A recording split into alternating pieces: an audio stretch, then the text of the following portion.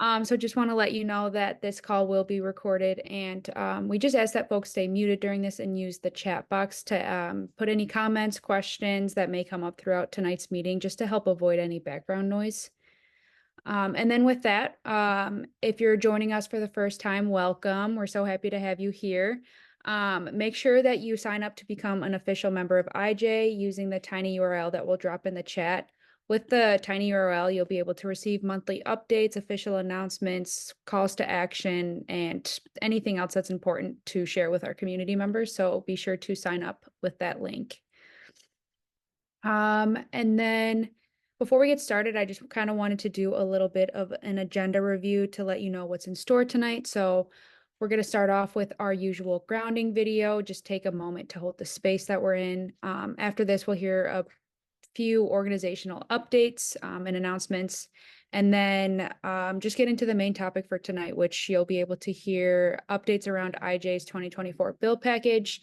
And you're going to be hearing from our awesome guest speakers, Danica, our policy consultant, as well as Assemblymember Bryan and Assemblymember Kinner. So thank you so much to all of them for being here tonight and just helping us have this conversation with our community members.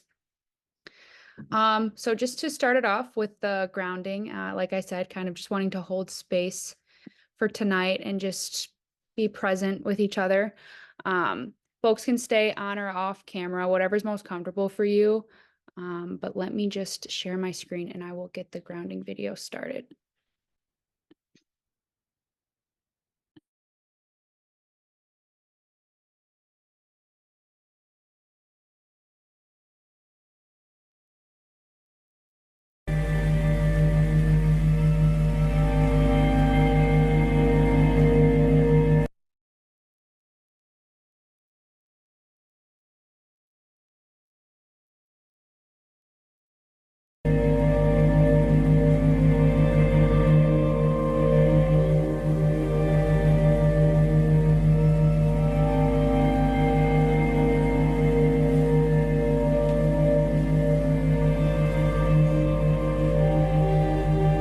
Thank you for joining me for today's practice.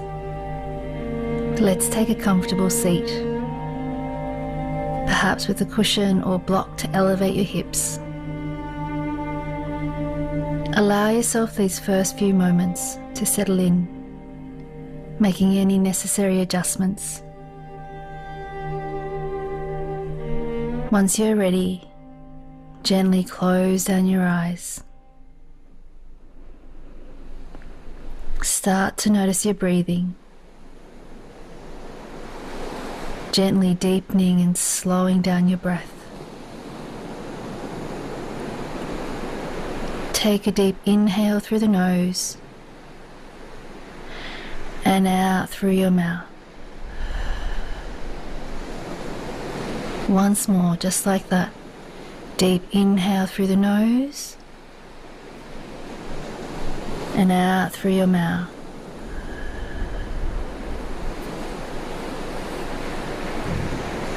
Allow your face to soften, releasing the jaw, the shoulders, and allow the crown of the head to lift up towards the sky as you ground down through your seat. Sensing the length along the entire spinal column. Begin to notice the breathing coming in and out of the nose. Perhaps sensing the coolness of the breath as you inhale and the slight warmth of the breath as you exhale.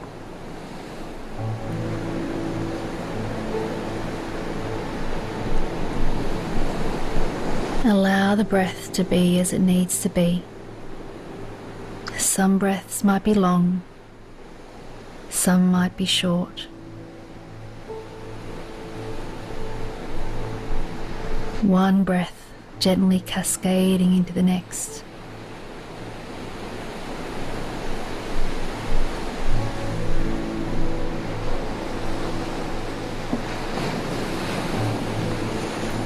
Imagine your mind to be as spacious as a vast, open, clear sky.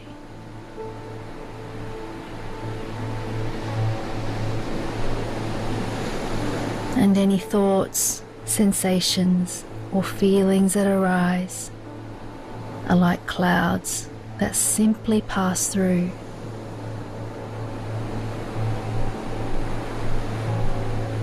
Observe and recognize them, but no need to engage or respond.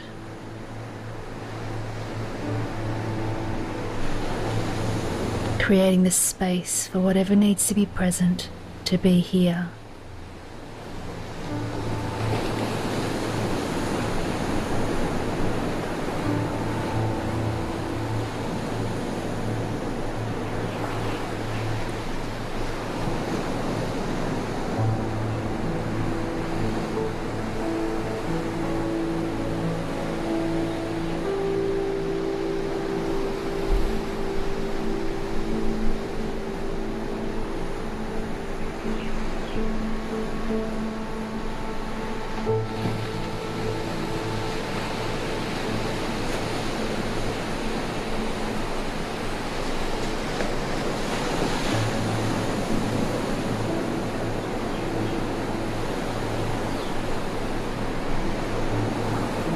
Notice the space that you've created and continue to lightly follow your breathing. Place your left hand over the center of your chest and then your right hand on top of the left. You may feel the grounding sensation of the hands on your chest and allow the breath to softly deepen into that space. With each exhale, softening and letting go.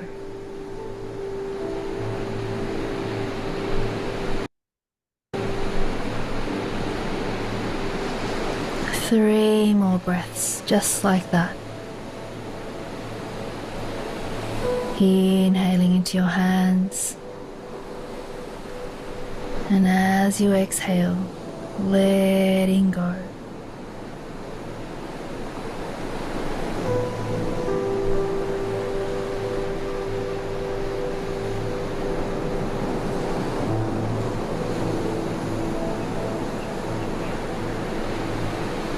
Allow your hands to release down by your side onto your thighs. And when you're ready, gently blink open the eyes.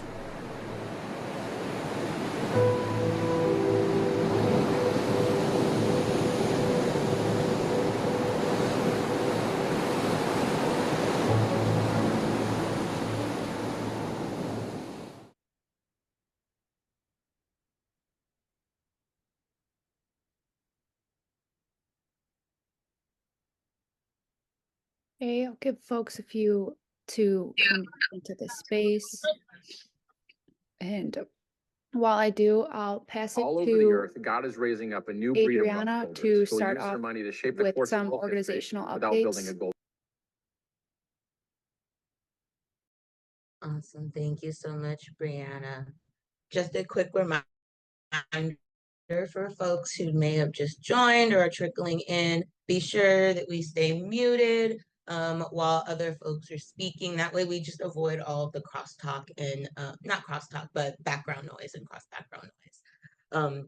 Alrighty, well, thank you so much, Brianna, for that amazing grounding. I always just really appreciate it to take a moment and just stop and pause and focus for a second. So thank you. So for our organizational updates tonight, this evening, we do have a slide to share. So Ephraim, if you can pull that up and share your screen, that would be great. We have just a couple of things. So we participated in and hosted a couple of things last month. And so we want to just bring those updates to y'all as our community to kind of let y'all know what's been up, what we've been doing, and things of that nature. And if you're new to the space, you can kind of get an idea for what IJ does in community. So awesome, amazing. Thank you, Ephraim. Okay, so first up, you can go to the next slide, Ephraim. So for our first update, we just want folks to know last month, excuse me, last month, Initiate Justice hosted our very first Mother's Day brunch. And so we hosted this brunch specifically to honor mothers who have been directly impacted by incarceration. And so the space was dedicated to uplifting mothers and their families and just different individuals who have been impacted by incarceration to recognize their strength and resilience on their journey to freedom. So this was super special. We have some photos up on our slide just to kind of show you. We had really good food. We had some great speakers. So we actually had Susan Bustamante and Kelly Savage, and you can see them on that second slide down below on the stage, and they just spoke about their journeys with motherhood as well as incarceration, and just spoke to a lot of the work that they personally are doing in our community. Many of folks in our community know about Kelly and Susan, their stories. So it was really, really impactful just to be a part of and to see.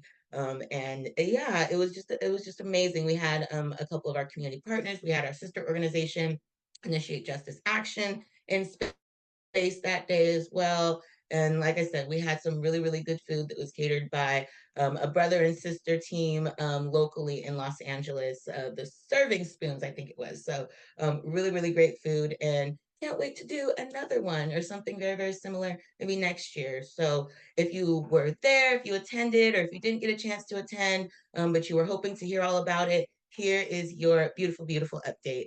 But it was an amazing day. And so just shout out to Brianna, our membership engagement coordinator.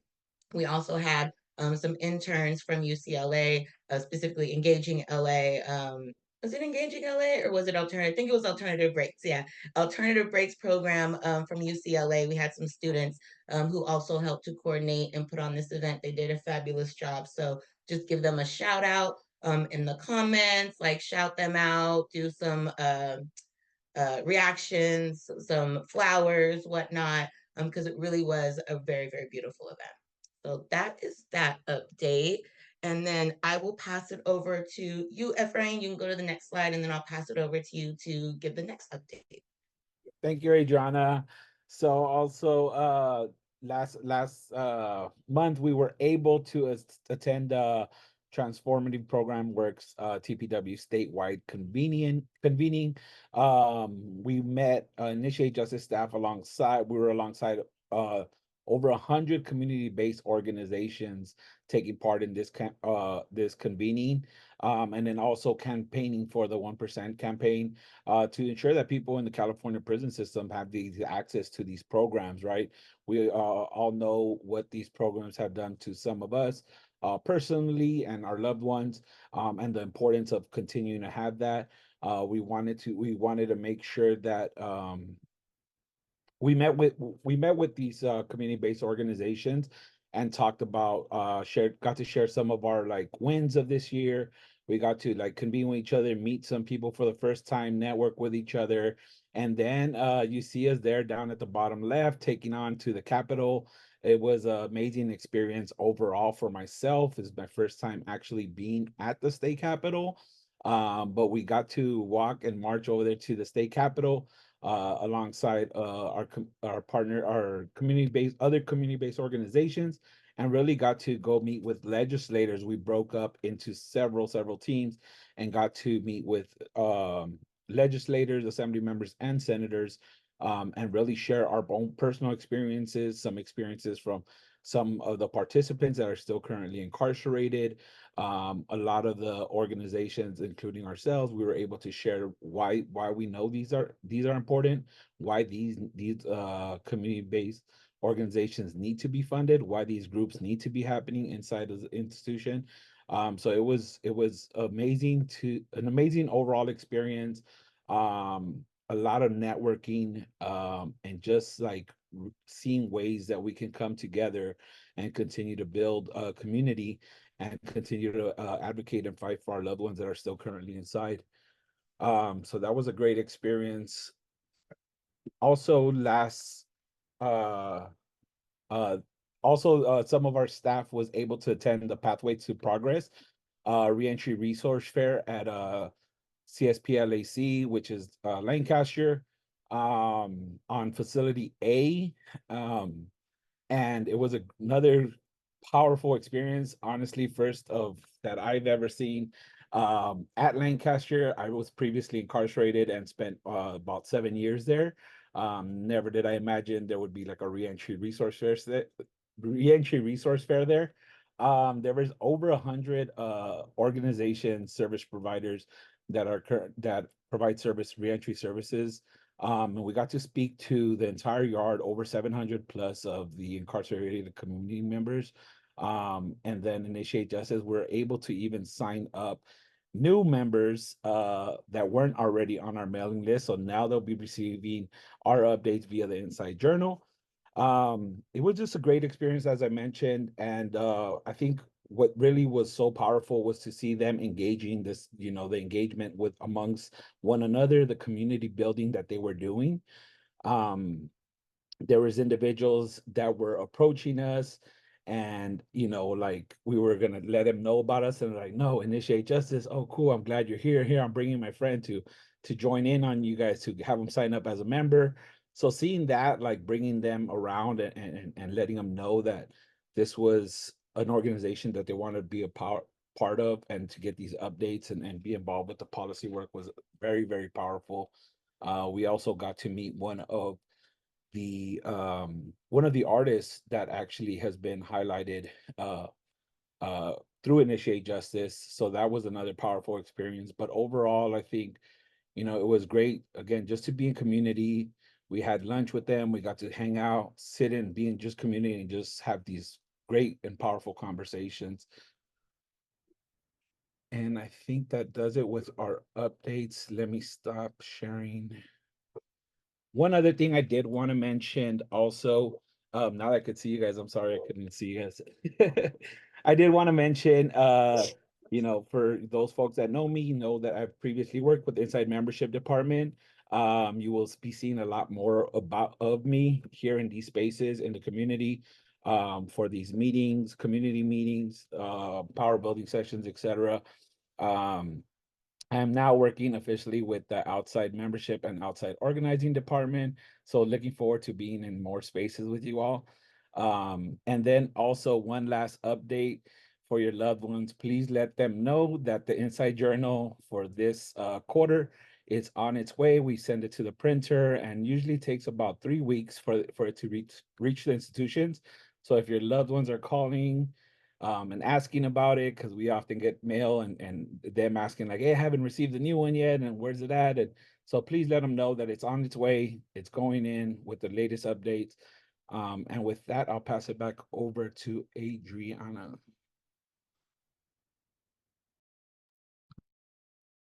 Awesome. Thank you so much, Efrain. Appreciate it. Let me move to my other screen. There we go.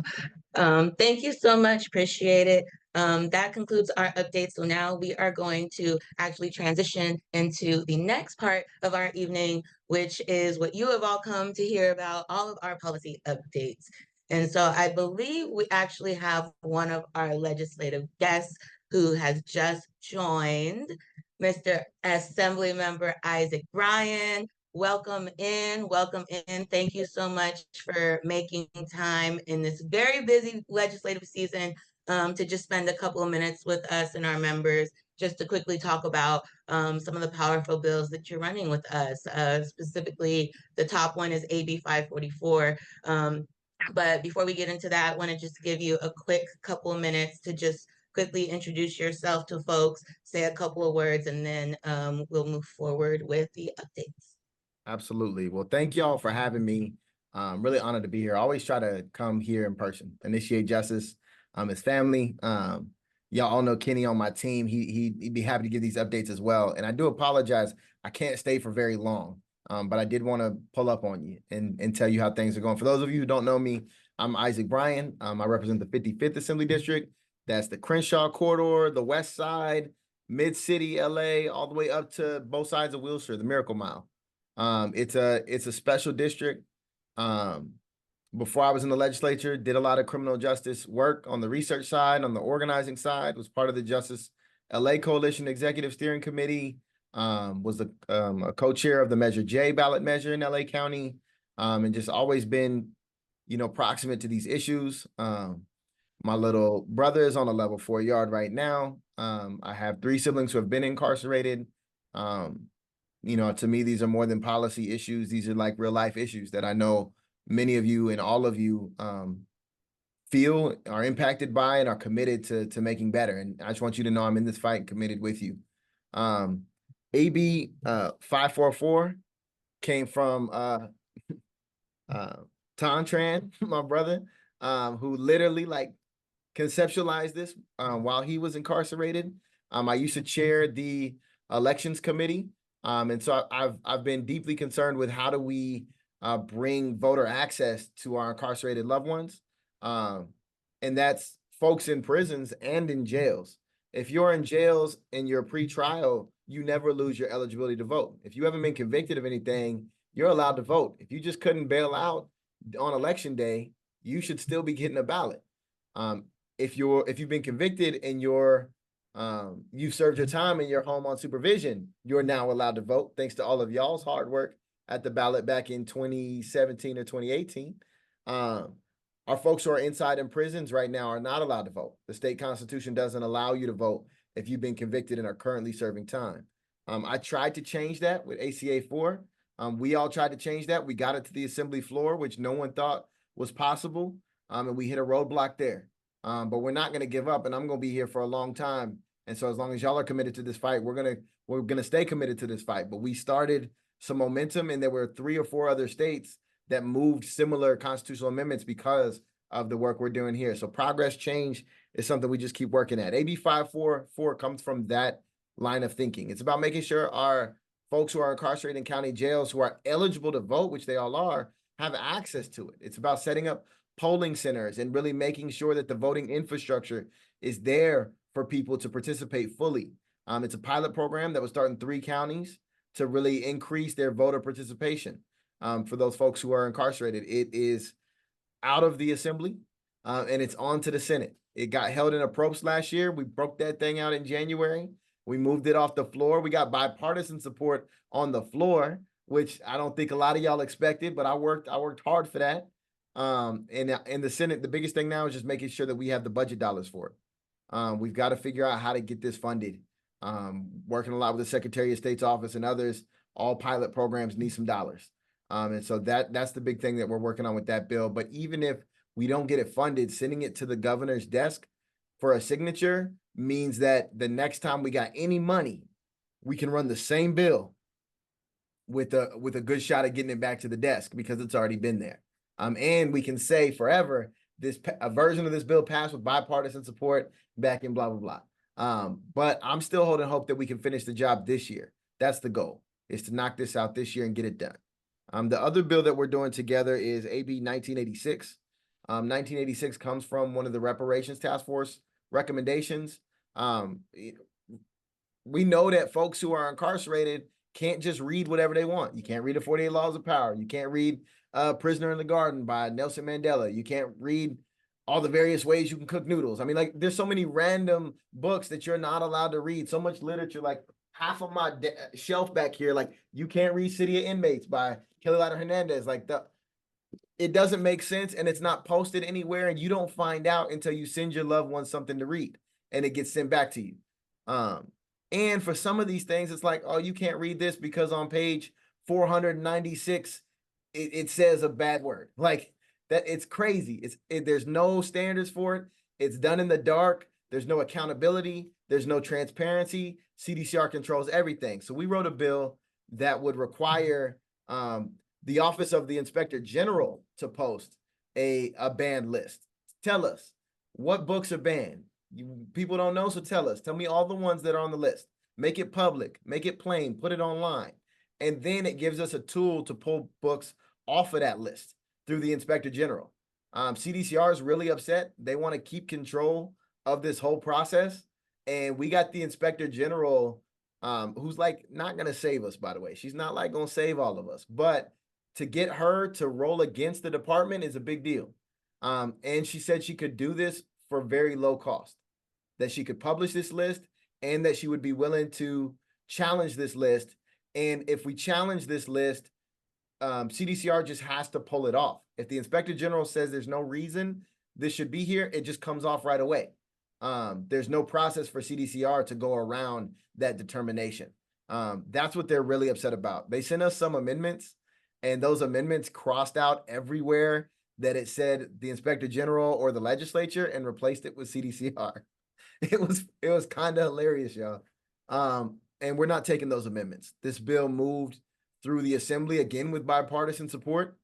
The reason we got that bipartisan support is because we mentioned, things like you can, Mein Kampf by Hitler is not on the banned list, right? So some white supremacy, KKK history, that's not on the banned list, but the history and liberation of the Black Panther movement is, right? So what's up with these inconsistencies? Why can't I read Nelson Mandela's Prisoner in the Garden while I'm incarcerated? And that's the kind of thing that made my colleagues question this process as well. And it's made it bipartisan. It moved through the Senate Public Safety Committee already. It's heading to Senate Appropriations. We're hoping that it gets discharged from appropriations because the Inspector General said that she could do this without a bunch of new money. And so that means it shouldn't have an appropriations problem. It should go right to the Senate floor. And if it goes to the Senate floor, we're just one vote away from going to the governor.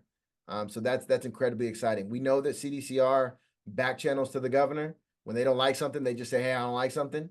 But we're hopeful because this is part of the reparations task force report, because this has had support, bipartisan support, and because the governor's taken such a strong position about book bans in schools, I'm hoping that he steps into the book bans in prisons, where the largest book banning is happening. So those are the two bills we're running together. They wouldn't be in the shape that they're in without all of your advocacy, all of your determination, all of your authorship, to my brother Tom. Like it takes all of us to make this work happen. I'm just grateful to be one of those legislators that you can depend on, that you can rely on, and that we can do this work together. It's been a hard year for the things that we care about, but we're gonna get some wins. We don't have no choice. And I'm sorry I don't have a ton of time. I don't think I can take any questions tonight, but I just want you all to know that like I'm here with you. Got a lot of love for you, and I'm just grateful. We really appreciate it. Thank you so much, Assemblymember Bryan. Please give him a warm round of applause in the chat. Before you head out, is there any final word that you want to leave with folks tonight in terms of what they could continue to be doing to support both of these bills, both AB 544 and 1986? It's time to start whipping votes on the Senate. So if you got a favorite senator or you got somebody who's sometimes with us, sometimes not, now's the time to make sure that they're sometimes with us. And also pressuring the budget chairs, Scott Wiener, Jesse Gabriel, the governor's team. We want that $5 million for the voting in jails. We want it. We need it. Our folks deserve it. So you can definitely do all of those actions. Hit folks up online, send them emails, call the office. But we can't stop until these get signatures. Amazing. Thank you so much, Assemblymember Bryan. Really, really appreciate you. Thank you again for taking just a few minutes of your time. We really appreciate it. Thank y'all so much. Again, give him a round of applause, drop some chats, some thank yous in the chat and everything like that. And if he's your member, make sure to send him a personal thank you. But thanks again, Assemblymember. We really appreciate it, and we'll talk again soon. Yeah, One is Mildred Ann Ford, who will survive. Bye. And real quick, if I Go ahead, can Anthony. hop in, yeah, no worries. I just want to acknowledge that yes, sometimes our representatives, they have a limited amount of time to join us, but we are super grateful that Bryan was here. I wanted to I think there were some things that came through the chat, and I wanted to just leave a little bit of space for people to drop your questions in the chat. We can always circle back, get those answers, get that response, and we can get that back to you. Because there's always a way, right? Like we can still get those answers. So I just wanted to still encourage, if you have questions, put them in the chat, reach out to me, Adriana, and we can get those questions over to Bryan and get you an answer. Thanks, Antoinette. Yeah, no, I was gonna echo the same thing, echo the same sentiment. So we're aligned there. So really, really appreciate it. All right, y'all. We are expecting Assemblymember McKenna's office to join us a little bit later. But before they arrive, we are going to hop back in to the presentation and do a little bit more updates around some of our other bills. So just to remind folks, I'm going to reshare my screen. And then just to remind folks of what our bills are this year. Assemblymember Isaac Bryan already graciously provided some updates around AB 544 and 1986, but our other bills that we are working on this year are going to be AB 2833 by Assemblymember McKinner, the Restorative Justice Integrity Act, and they will be here, and she will be here later this evening to talk about that. But then our other bills are AB 1186 by Mia Bonta with doing youth restitution, AB 2065 with Assemblymember Kalra, which is the Racial Justice 4.0, AB 2310 by Assemblymember Hart, the Parole Language Access Act, and then last but certainly not least, AB 2483 by Assemblymember Ting, which are resentencing guidelines. And so we are going to hop in. And again, as Antoinette said, if you have questions, we will be doing questions at the end. But if you have questions that are coming up, feel free to drop those in the chat and we'll make sure to get circle back and get those. So we already covered these and McKinnon will be here, so we won't do hers. So we'll start with 1186 by Mia Bonta, youth restitution. So in summary, this bill will replace youth restitution as we know it right now with a more sustainable and accessible system of compensation for crime survivors by ensuring timely payments from the California Victim Compensation Board.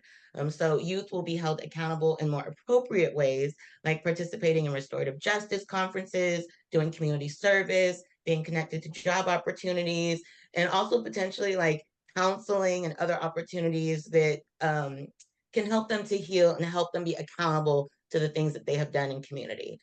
So as an update, currently this bill is out of the Assembly and it's currently pending in the Senate. And the co-sponsors for this were Debt Free Justice California, which is a whole bunch of different organizations. Initiate Justice is one of them, but we are all committed to doing the work around restitution and making sure that folks in California can live debt-free, especially as it relates to the justice system. Danica, our resident policy expert, is there anything you would like to add on AB 1186, or is there anything in particular that folks should know? Yeah, hi. I'd say the main thing to know about this bill is that it does have a pretty big price tag. The bill has been pending since last year. We made it a 2-year bill because Governor Newsom wanted to work on it with us. In the time that it took for us to roll over into this year, the budget situation got much worse. And so now we are hearing that it may not be possible to pass the bill in its current condition and have it be signed. So we're exploring things that we can do that are still related to restitution and specifically youth restitution that we can put into this bill and try to get some positive change around the harm of restitution to youth in the state of California this year. Looking at a bunch of stuff that won't cost very much money or no money at all, but we think will reduce harm in the system for now until we really can come back and accomplish the full vision of AB 1186.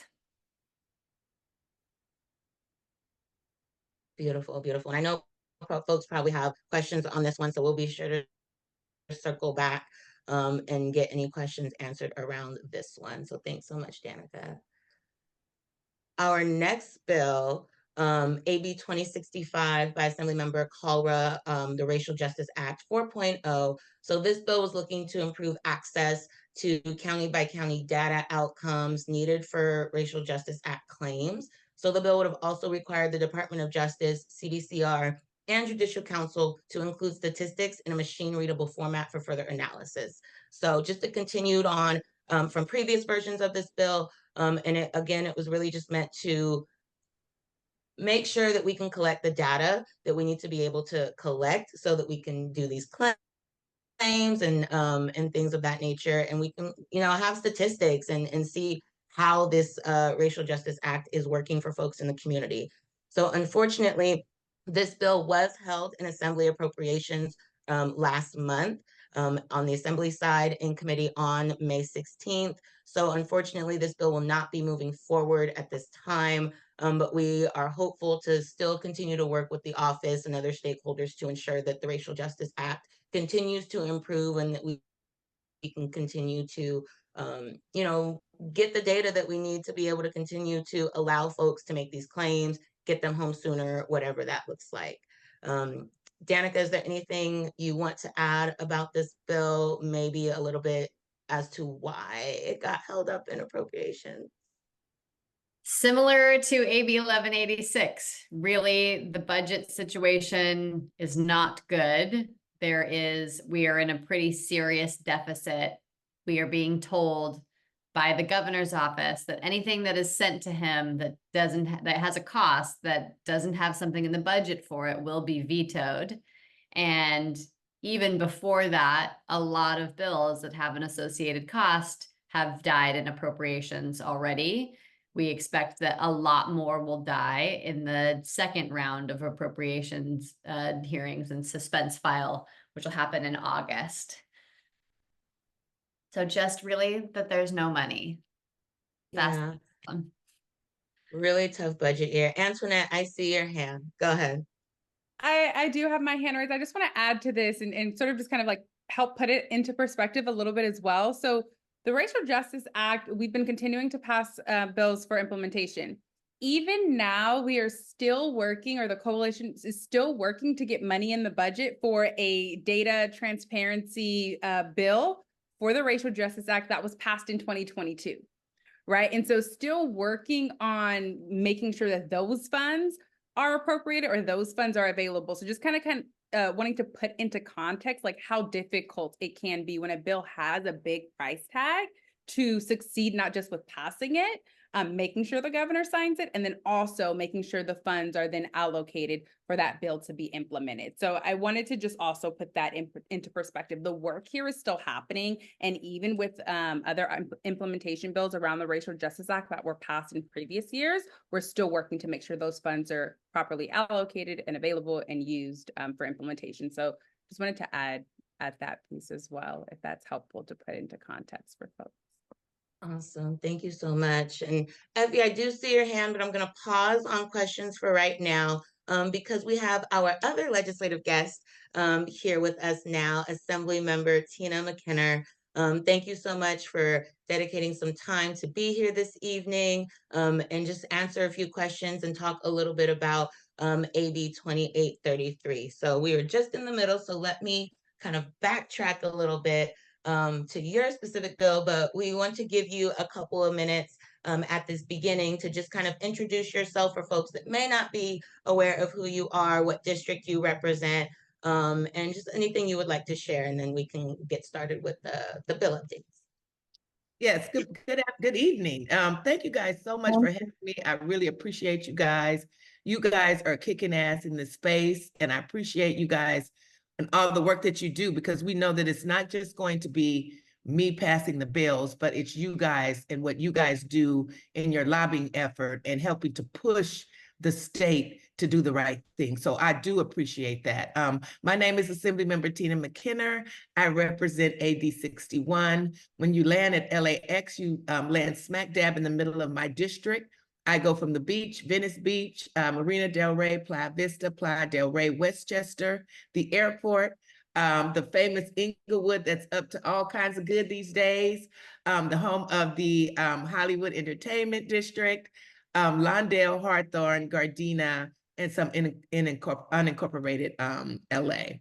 And so this year I have taken on not only my bills and what I'm doing to do transformative justice, but I am also helping to fight what I call the lock 'em up, bang, bang bills. And so I thank you guys for helping me with that as well. Thank you. Amazing. Thank you so much for that opener. We really appreciate the work that you are doing and you being one of our biggest champions. So we really, really appreciate you. And again, thank you so much for taking some time to be here this evening. So I'm going to reshare my screen.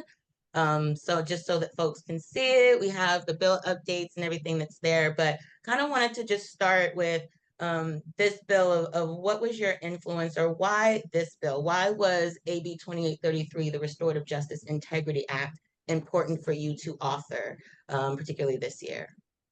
Well, when we looked at everything that was going on this year, and we looked at what I said about the lock 'em up, bang, bang bills, this was a perfect opportunity to start talking about restorative justice, for me to start talking about it.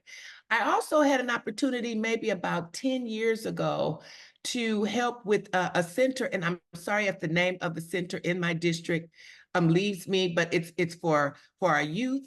I was able to testify and get these people like a couple of $1 million to get their center started, and they're going to be at my hearing coming up on Friday. And so I just wanted to revisit restorative justice instead of like suspensions and expelling. I love the way that it heals. You know, we can't just focus on punishment. We need to focus on restoration. And so as I thought about just punishing and putting stricter laws on people for expelling our students, and I thought about how healing this would be for not only the person that committed the crime, but for the victim. Restorative justice just became at the top of my my list for this year. And I probably will continue to do some work around restorative justice as well. Thank you so much for that. I used to work in direct services, and I used to work with victims of crime, and I actually started to coordinate the restorative justice program at my old organization before I left to come full-time over here. So I'm a big advocate of restorative justice. I know it is super, super important, especially no matter what side of the coin folks fall on. So really, really appreciate your authorship. And again, your championship around restorative justice issues, and as you put it, lock them up, bang, bang bills. So we really, really just appreciate that.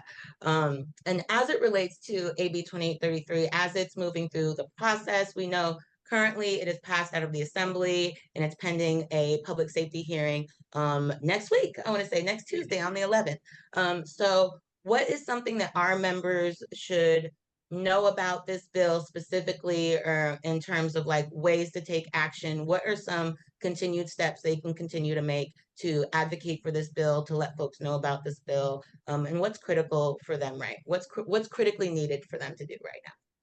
Well, right now, I would love for you guys to call the chair of the committee. Make sure that the chair of the committee hears from you guys and tell them how you feel. Let them know that you support this bill, that it's something that needed in the state of California. And then once we get to the chair, then let's move on to the members of the committee. Let's reach out by calling. If you're in Sacramento, let's visit them on Monday.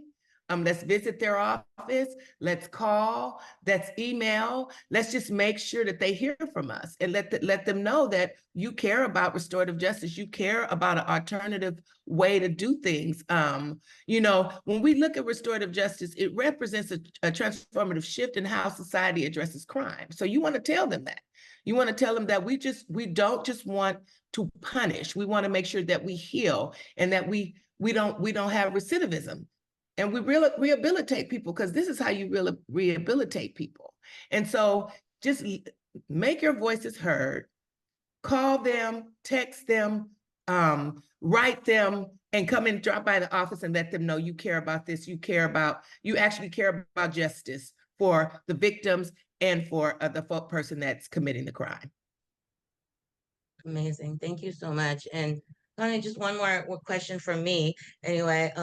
For folks as they're having, maybe conversations, with family, friends in the community about restorative justice, and specifically this bill, for those that don't know about restorative justice, what is something that you would say is like folks should walk away with tonight? Anything at all, anything else that relates to this bill? Like, what should folks know? What should folks be sharing with others in their communities? Well, they should let everybody know that when you think about restorative justice and how it's influenced the legal landscape in California, we think about what I talked about earlier was juvenile justice. California has used restorative justice programs for young people as a diversionary approach, diversionary to just expulsion and expelling. They get a chance to actually meet with a mediator and do some conflict resolution between the victim and the survivors. it helps everybody to repair. So we start there. Then tell them that this is not the first legislation that's passed. We had a couple of bills that's passed over the several years about recidivism and how that has actually, about recidivism and how that has actually helped impact recidivism. Right? I mean, restorative justice has impact recidivism. Well, people aren't going back to jail. People are not getting in trouble. Kids are not getting in trouble again because they actually had a chance to face their victim and learn from that. And so I think that you should talk about that. I think you should talk about the wonderful diversion programs that we have in the state of California, you know, for both adults and juveniles. These programs often allow responsible persons to avoid traditional criminal justice processes. And so that's a way to keep people out of jail. Look, we also can talk to them about, we just don't want to lock people up. It costs so much money to do that. You know, if we can truly rehabilitate people, I think we start here. It's the humane thing to do. And so I think that's how you talk to your family and friends. You let them know there's another way to do this other than just putting someone in a cage. Absolutely. Thank you so much. I'm going to stop the share really quickly because I want folks to be able to see, but wanting to know if you had just a couple minutes more to maybe take some questions, maybe from folks here today. I see a couple of folks have hands raised, so just wanting to know if that's okay.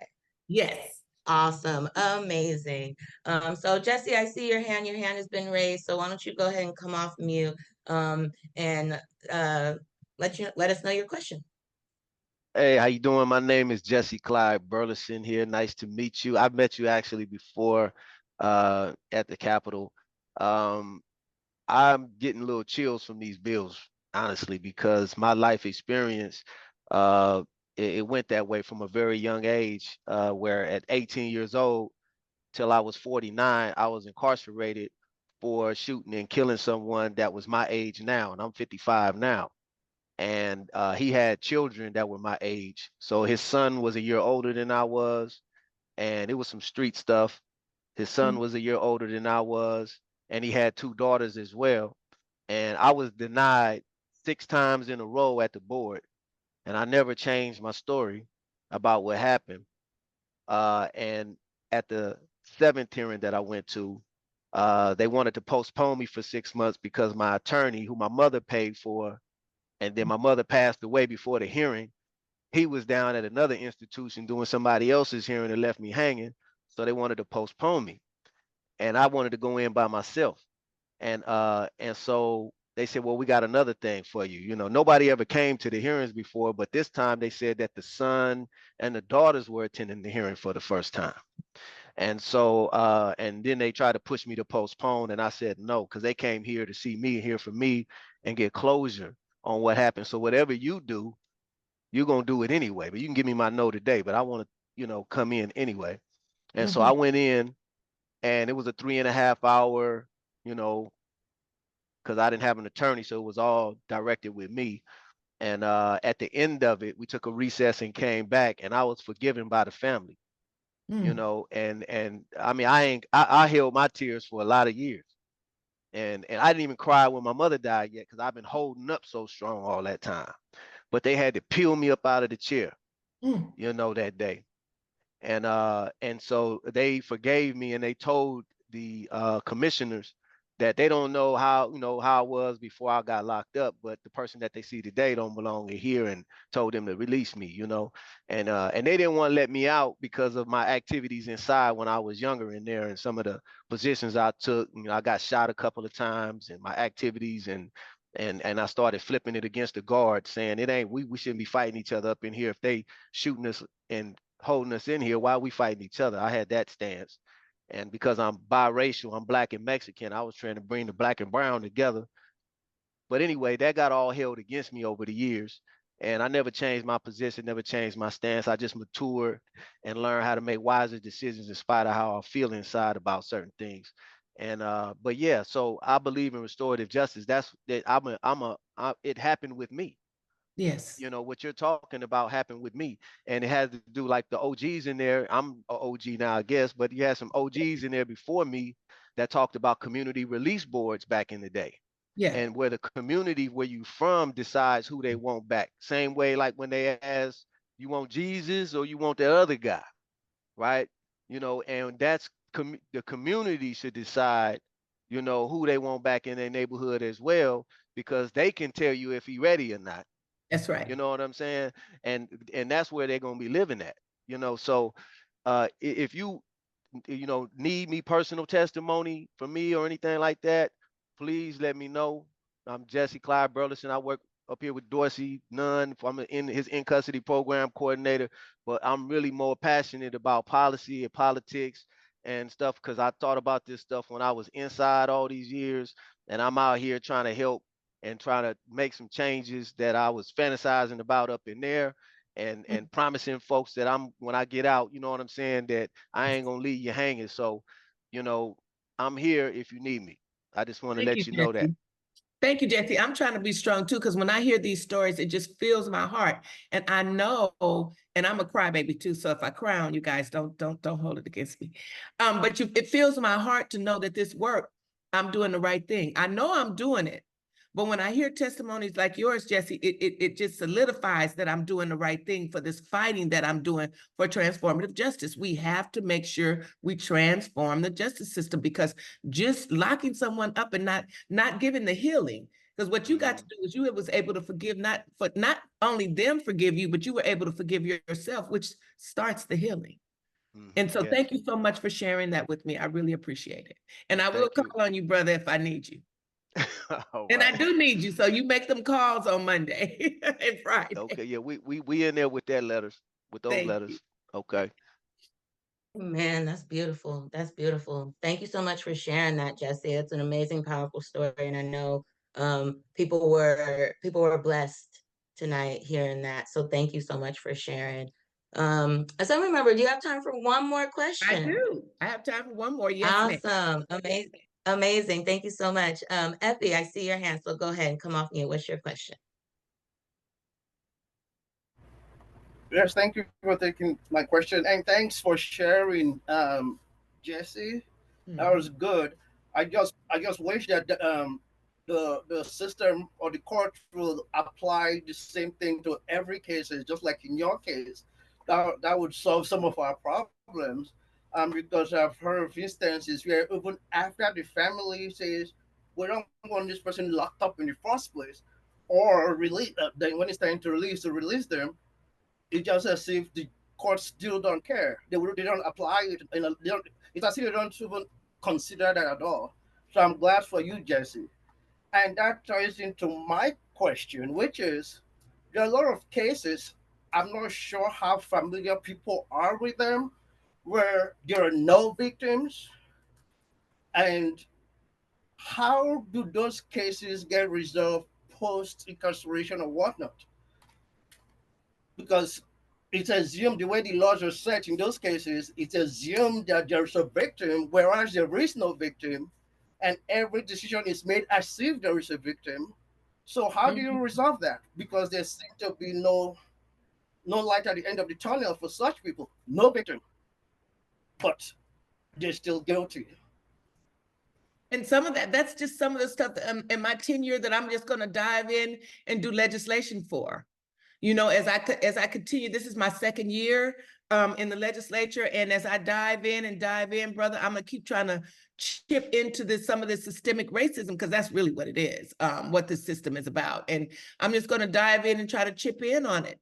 You know, that there needs to be a law, because all of these things that are happening right now, people put these on the books to lock people up, right? And so I just got to go in there and try to reverse some of them. And with you guys' help, I can do this. I could do that, because they are charging people like you said, like there's a victim. And when there's not a victim, then we don't even have the restorative justice piece, because there's not a victim there. So yes, I understand that, and I'll take a look at it. Thank you. Yes, thank you for that question, Effie. I think that's really powerful to raise, and I put it in the chat, but I'll also say it out loud for folks as well, and maybe folks listening back watching this on YouTube. So my county, I live in San Joaquin County, and there's a diversion program out here that's through the DA's office. The name is escaping me right now, But they do diversion and somewhat of a restorative justice approach for youth and young people where there's first offenses for crimes that have quote unquote like no victims. So like property crimes or you know, theft from stores or something like that. And so if it's a first offense, and now that's just within our county, and it's something that our county just decided to do out of the goodness of their heart. But it would be something I would definitely say like we could use maybe some legislation that codifies it into state law, you know, codifying that process so that everybody in all counties can benefit from something like that. But yeah, I really appreciate you I'm sorry, for. one last thing, because what really matters, that's why leadership matters. Who we put in, can I say that? Because I know okay, leadership matters. So who we put in office matters. It really does. And so another thing how you can help me is we have, can I go further? Because I don't want to step over the line. We can't endorse. I don't want you to. Things not people. I just want to Things talk not about people. Things not people. We have to, that's right, things not people. We have to pay attention to November. We have to pay attention to the propositions that's on the ballot. Leadership matters. I'm not talking about one single person. Do your homework. Tell your family and friends, how do we stop some of this? We got to vote. And so voting is going to matter in November. I know people say voting doesn't matter. Bullshit. Excuse my language, but it does. Sorry, people out there on Zoom land, but it does. It matters. And so representation is huge. I haven't visited a prison yet. I'm gonna tell you guys that, but I'm going because some folks inside are requesting me, which is blowing me away because they're like, we know her, we watching, we want her to come see us. So I'm gonna go visit inside of a prison, me and my staff, because I'm getting requests, which means I'm doing the right work. And so I'm just gonna tell you guys, voting matters. Let's get to the polls in November and let's make sure that we have good representation. May I say something? Yes. We're doing a Unite to Vote campaign up here to I'm doing voter literacy workshops right now with people coming out of prison because some of them don't even know they can vote. And so I'm meeting them in the transitional house and talking to them about voting and explaining to them like how the system works and how through the reason why we was disenfranchised in the first place is because that gives you access to offices that control public policy and resources and public, all our money in the government, you know what I'm saying? And so, if you want some, God ain't producing no more land. You want to run something, we got to get in mainstream politics. So I'm letting them know, and I'm trying to unite the formerly incarcerated vote out here throughout the whole state. And I even talk to people in Atlanta, they say, how can we support it? Because y'all got the numbers to start a third party right off the bat with the millions through mass incarceration. So we have the demographic for the numbers, right? To be that elusive third party where they produced it when they mass incarcerated us. So now we all come together, unite our votes into a party, and we start running our own candidates, and we start supporting people like you. You don't have to necessarily join TIP. You can stay in the DIMS, you know what I mean? And we'll support you as long as you supporting the platforms that we lift up. But yeah, I just wanted to lift that up. Thank you. I love it. Yeah, thank you so much. I just want to add on to that because you said something really critical that we definitely need to continue to scream from the highest mountaintops. People who are coming home can vote regardless. Period. Regardless. They come home, they can vote, and there is still mis and disinformation out there. So I challenge every single person here today to tell a friend, a family member, and continue to tell someone once a day that they have the right to vote, because there's so much misinformation out there. There's so much disinformation out there, and we need our community members when they're coming home to know that they can vote. We fought for that. We passed Proposition 17. We fought for it. That's right. We fought for it, and so now let's actually wield that power to continue moving this work forward. Well, thank you guys. Wow, you guys have inspired me to keep doing what I'm doing. Thank you for that. Thank you. I love it. I think we're all inspired tonight. Yeah. I just wanted to say, I see your work up close and personal in the Capitol all the time. I want folks to know here that like you are so real and good and always like standing up and doing the right thing and, speaking on behalf of all the folks here and all the issues that were named.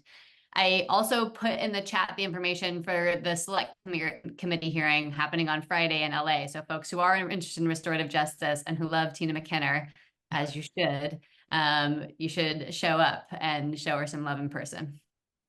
And it's going to be online too, so you'll be able to see it if you go to the Assembly website. You'll be able to find it online and watch it live if you can't attend in person. Yes.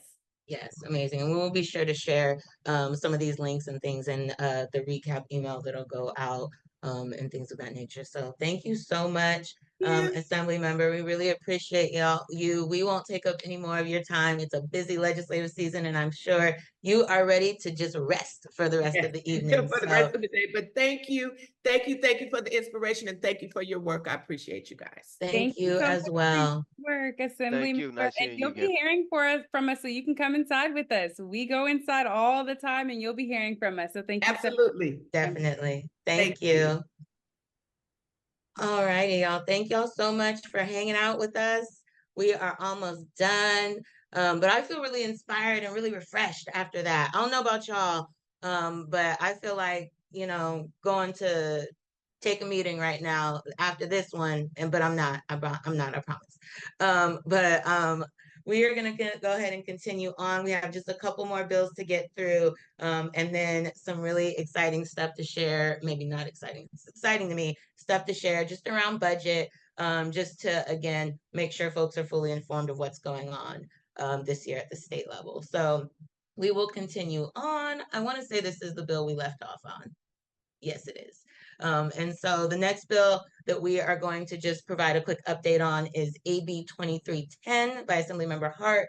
And this is the Parole Language Access Act. So this bill will essentially ensure that parole candidates are able to fully participate in the Board of Parole hearings in their native language if it is not English. So currently, it's not really happening. And so this bill is really, really important in making sure that folks have equal access and equal opportunity to be able to go through these hearings. So it'll require the Board of Parole to translate all relevant documents in the most common non-English languages and provide qualified interpreters in these hearings. So this is a huge necessary thing. I personally, not in the court or parole hearing space, but just in a separate space, tried to get translation services for a past client of mine that spoke Mandarin. Very, very common language, very, very common language. And it was very, very difficult to find an interpreter, and things were not provided. And so things like this in all spaces, particularly parole hearings, very, very needed. So currently this bill has passed the Assembly floor. It's currently pending in the Senate Public Safety. There's a hearing next week or the week after, I want to say, on June 18th.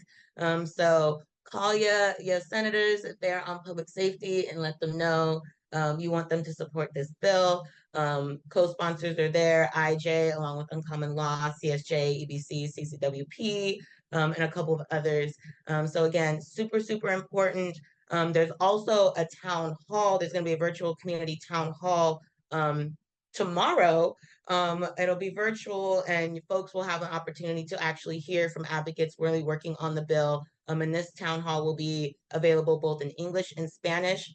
And more will be shared on that at the end in our calls to action, but that's specific to this bill. So I wanted to just hurry up and get that out there. Danica, is there anything you would like to add about 2310? I think you've covered it. Awesome. Amazing. Breeze through here just so we can make sure we have time for folks' questions, if any. Our last bill, Assembly Bill 2483 by Assemblymember Ting, the General Resentencing Procedures Bill. This one will establish general legal and administrative procedures that apply to all resentencing, such as requiring stakeholders like judges and public defenders to meet and collaborate in advance of any new resentencing law, and require that CDCR assist litigants with obtaining institutional records. So currently this is also pending in the Senate Public Safety Committee. Their hearing is also on June 18th. So we are always hopeful. Danica, anything to add about this one? I don't think so. I think you've got it covered. I'm happy to answer questions if folks end up with questions. Awesome. All righty. And last but certainly not least, this isn't a bill specifically, but we wanted to take some space to just give y'all some budget updates from what's going on with the budget this year. So I will pass this back over to Danica. And I believe, Antoinette, you're also going to be joining in with this particular slide. So feel free to chime in as needed, but passing it back to you, Danica. Okay, the budget. I also did catch the note in the chat earlier saying that there's actually plenty of money. It just needs to be redirected. And I don't disagree with that. I think particularly when it comes to the massive amount of money that we spend in the state to punish that we could use in many other ways that we know will work better. So acknowledge that, but that is definitely what we're being told, right? And it is true just from a numbers perspective that there's not enough money to do a bunch of new stuff this year. So we have been really fighting against cuts to some of the things that we really care about and I really want to acknowledge we have done a really great job at playing defense on some of the worst things that have been proposed around being cut in the budget this year. So those were like, the governor had proposed cutting the third day of visiting on level 4 yards. There was a proposal to cut some of the grants that had been given to public defenders to really enact and actually like use a lot of the post-conviction, like resentencing bills that we've passed in previous years. And then the adult reentry grant, the governor had also proposed cutting that, which, you know, many community-based organizations get to assist people coming home from incarceration. All of those and more were proposed by the governor, but the legislature has said, no, we're like not cutting any of that. We're going to find other stuff in CDCR's budget to cut. Like we're going to find other ways to close this gap that we have for funding. And so that is a very big win. And so to the extent that you're reaching out to your legislators and asking them for stuff, it's always also really good to thank them when they do good things. And so really trying to rally folks to be thanking the legislators and the legislature for rejecting some of those biggest cuts that we were like really asking them not to make. There's still some stuff that we're fighting for. The negotiations are happening right now. So basically what happens is the governor has their proposal for how they want to spend the state's money, right? The legislature has theirs, and then they sit down and they fight about it and they hash it out. And so like the fighting and hashing out is happening like right now, like probably right this exact moment, up until who knows, but they have to pass. I mean, certainly has to be done by June 15th at midnight. They have to pass the budget bill. So they're working out the deal right now. We are still fighting to get some stuff in the budget. We're trying to get something in there that says that the CDCR can't take people's gate money for clothing and transportation upon release if they need those things. That CDCR just needs to pay for those and not take them out of people's $200. Not sure if that will happen this year in the budget or not, but I am sure we will make that happen in the next year if it doesn't happen this year.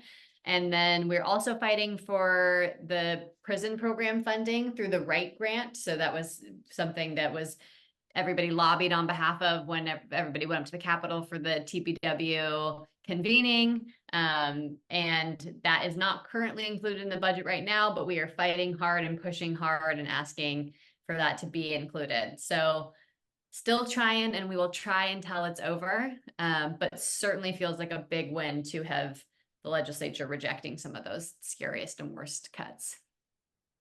What do you want to add, Antoinette?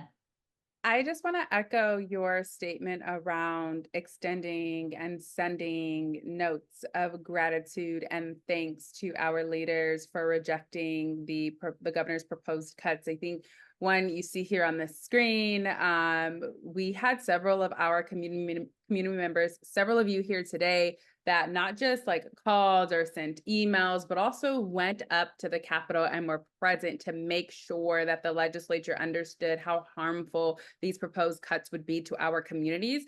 And so one, just an extremely huge thank you to each and every one of you, because that is how we win. We fight together and we win. Whether it's on the defense or the offense. And in this case, defending budget cuts is a definite win. And so one, I just want to extend like that note of gratitude to each of you. And I implore you to send that note of gratitude in turn to our legislative budget leaders. Because yes, we absolutely have to make sure we continue to let our representatives know that they have our support and we see them when they choose people over prisons. And we want to continue to do that. So yeah, that's all I wanted to add. I just thank you.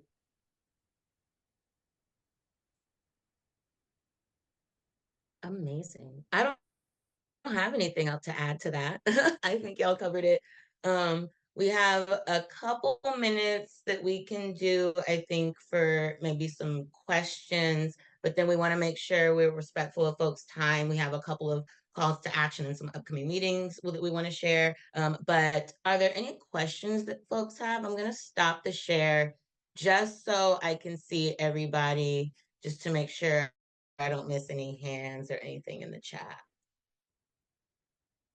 I want to address just some questions that came through the chat as we were kind of moving really quickly through all of these bills and all of the really powerful words of wisdom from our legislative champions. So one question or kind of comment that came through was about AB 544, our bill to pilot polling stations in county jails in 3 counties throughout California. And one thing that was noted is that, hey, it says, a hearing postponed. Yes, that is correct. There was a hearing set for Tuesday. We are still working with the Senate Elections Committee to make sure the language is in its best possible shape. And so we're going to get a new hearing. Something that I suggested, and I want to suggest every person here to do, is when you go on LegInfo, you can actually watch our last meeting, I believe, for a detailed sort of a quick session on this. But if you go on LegInfo, when you pull up the bill in the right corner, there's a track bill option that will allow you to get email updates when a bill is set for a hearing. So you don't have to wait to hear it from us. You don't have to, wait to hear it through the grapevine. You can get that direct update when bills are set for hearings. And so I wanted to encourage people to do that and address that question. And then there was another question that came through actually about Brian, our book ban bill with Brian. And that question was, well, why don't we just pass legislation to completely end the banning of books in prisons, right? That would be absolutely ideal. Something that we have to oftentimes balance with is what we know, for instance, our governor will wield the power to veto and what we know is possible to accomplish and win. And something that we've seen with bills that we've actually passed successfully through the legislature is the governor veto that bill, particularly if it's counter to the safety and security of CDCR and really disrupts CDCR's policies. And so that is something we know to anticipate. And currently CDCR does name book bans as sort of, a mechanism for protecting the security and safety of their institutions. And so while we have a lot of work to do to make really like groundbreaking wins, this one will be a huge win. But we do know that particular sort of approach would likely have been, even if passed through the legislature, vetoed by the governor. So I just kind of wanted to provide some context there for some of the questions that came through the chat as we were talking about the bills. Anything to add to my answers to those 2 questions, Danica or Adriana? Well, actually, there was another question that came through as you were talking about, and just wondering which 3 counties and why those 3. I don't think we have any 3 named yet, but wondering maybe like why 3 counties or yeah. Well, if it was up to us, it would be across the state, every single county. That was the initial intent of this bill. So the Y3 is really striking a balance between making an impact and having a pilot program that we can take the data from and the information from to hopefully push this for statewide, because that is the goal. But really, we also have to keep in mind that there's only so much we can accomplish in terms of funding for something like this. So if we could have did 10 counties, right, like those, that would be ideal. Honestly, ideal would have been across the state. That was the goal. So we had to make a compromise here. That's why 3 counties, to answer that question. And then which 3 counties, to be determined. We have not yet determined those 3 counties, to answer that part of the question. Awesome. Thanks, Antoinette. Jesse, I see your hand. Go ahead. Yeah, I had a offer in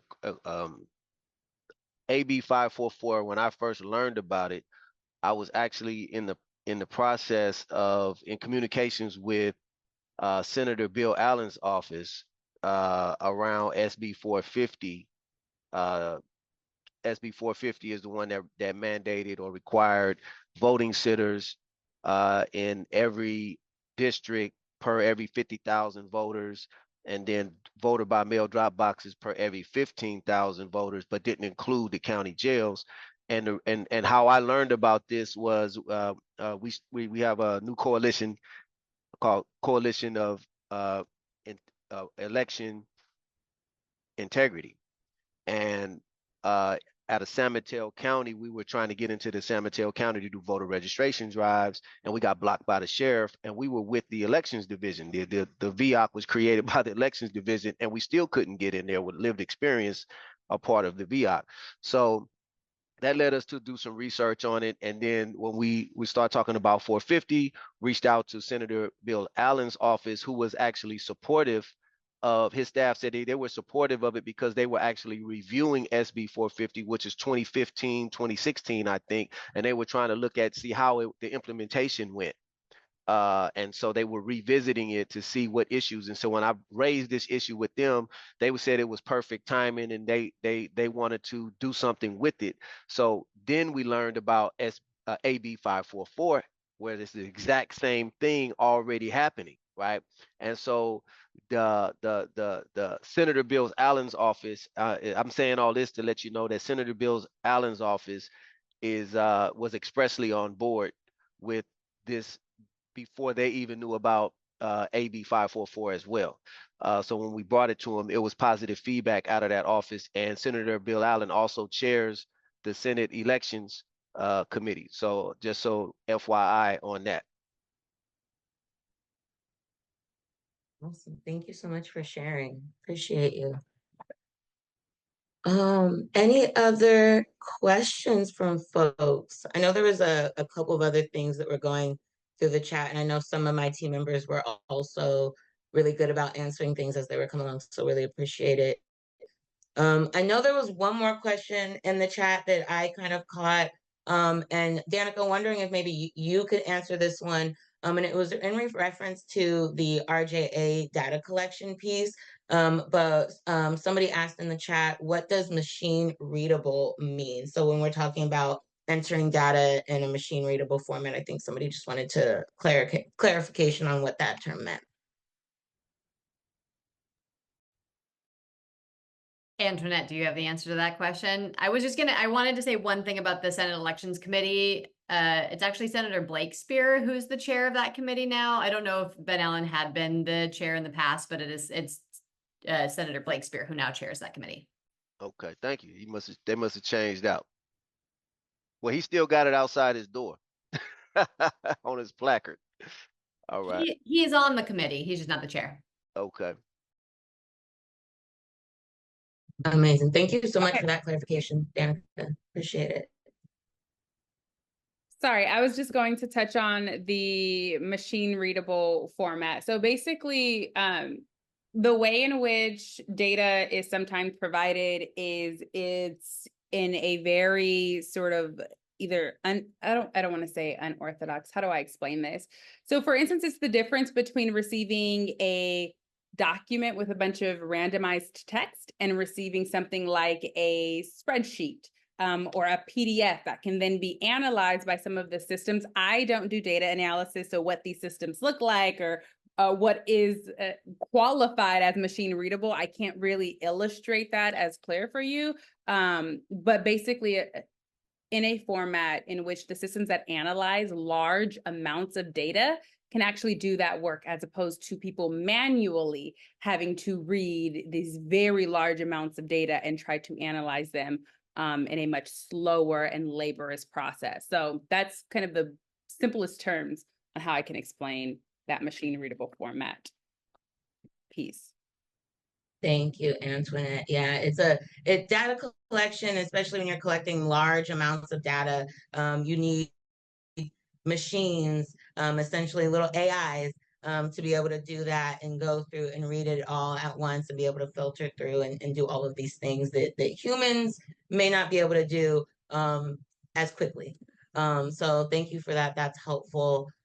We have just a few minutes left in tonight's meeting. So before we wrap up, and again, if there are questions that folks have regarding our bills tonight, or if maybe you have additional questions that have come up, please feel free to reach out to us. I know Ephraim had dropped our contact information into the chat earlier. Ephraim, if you can just do that one more time, that would be great. Thank you.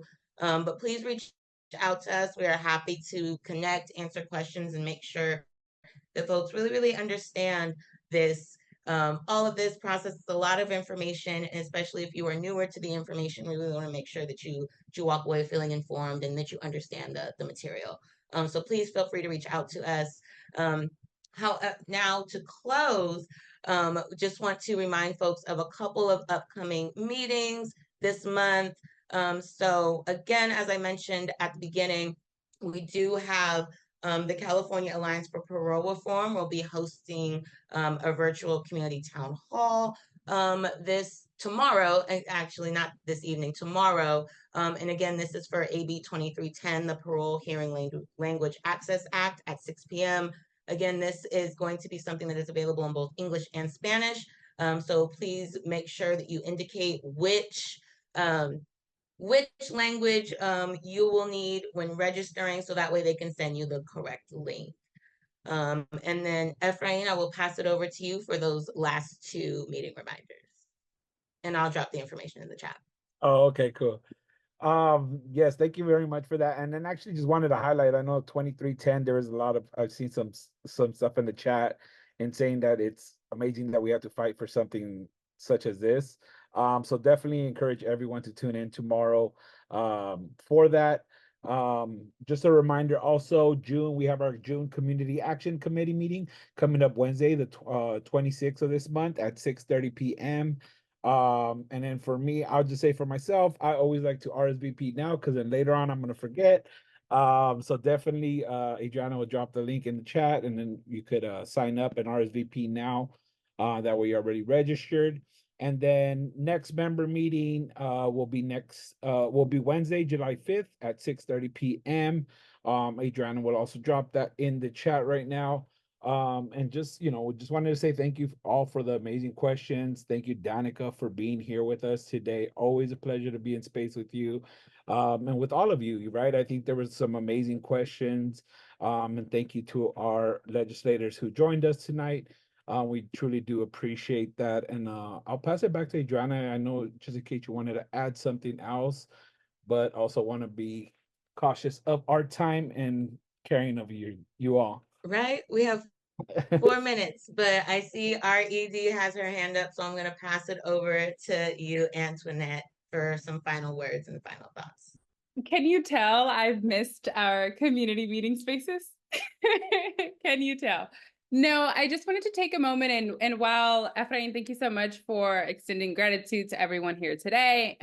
But I also want to extend gratitude to you and ask everyone here today to extend some gratitude and say thank you to Ephraim, who you will be seeing a lot more of now. So we are a lot of changes and evolution and things here at Initiate Justice, and Ephraim is still our programs associate, but will now be supporting our outside organizing and outside membership work. Ephraim will be co-facilitating our summer 2024 Los Angeles Institute of Impacted Leaders. We'll be supporting Adriana and Brianna, and so you will be seeing a lot more of Ephraim and in space with Ephraim a lot more. So I just want to say thank you, Ephraim, for showing up in ways that is most impactful and valuable for our organization and for our community, and being willing to do so. And just ask everyone here to like welcome Ephraim into this new sort of space of his role, and also this area of our work. Yes, welcome to the team, Ephraim. It rhymes a little bit. Yeah, and I also just wanted to flag too. Thank you, Amy, for flagging that. But the date on our member meeting date, on our next member meeting date, is incorrect in the chat. So I did re-add it. It's actually Wednesday, July 3rd, not Wednesday, July 5th. The 5th is, I think, a Friday or something. So don't come on the 5th, come on the 3rd. So I did make that change in the chat, but just wanted to say it out loud just in case for folks to audibly hear it. But thank y'all so much. Thank you. Shout out to you, Danica, for joining and always holding it down and coming through with the policy knowledge. I swear, I don't think we could do this without you and your brain. So I really, really appreciate you. Shout out to you. Thank you, Antoinette, Ephraim, Brianna, for all the work that y'all do and for hanging out. And thank y'all, community, for hanging out with us tonight. Really appreciate it. And yeah, we'll catch you next time. Thank you. Join our meetings. Come to a meeting. Thank Come you. share. Come get some wisdom. Invite someone next time. Bye, everyone. Thank you, Danica. Great meeting. Thank